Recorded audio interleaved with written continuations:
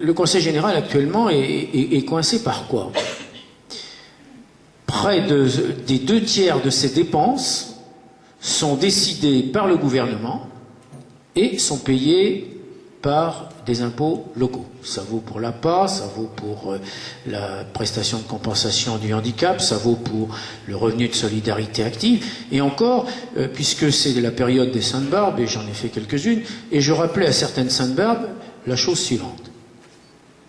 En 2007, la sécurité civile était dotée dans le budget de l'État de 4 660 millions.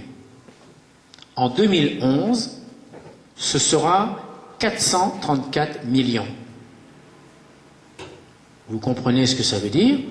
Ça veut dire que le financement dans la sécurité civile, donc le financement des SDIS, des services d'incendie et de secours, vont être plus encore que par le passé financés par les conseils généraux.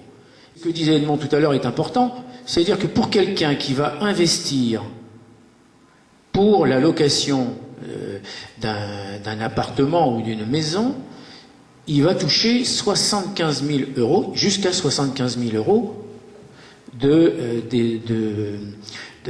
fiscalité en moins. Quand Habitat 35 construit un logement locatif public, il va toucher en 2011 800 euros. Vous voyez, de l'État. Donc vous voyez, d'un côté, quelqu'un qui va investir pour lui-même dans un logement qui n'a aucune vocation sociale, sauf que d'être loué au prix du marché. On va lui donner 75 000 euros et à l'organisme public qui va construire un logement HLM, on va lui donner 800 euros.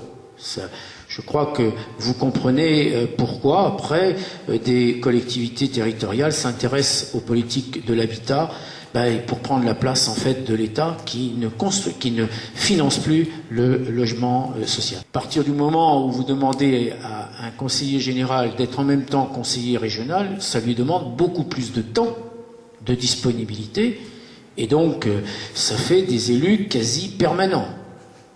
Et donc à partir de là, il faut les rémunérer. Ils ne vont pas vivre avec l'air du temps. Et quand on fait le total de la rémunération des futurs conseillers territoriaux par rapport à ce qui, enfin, indemnité par rapport à ce qui a été versé précédemment aux conseillers généraux et aux conseillers régionaux, on s'aperçoit que ça coûtera plus cher.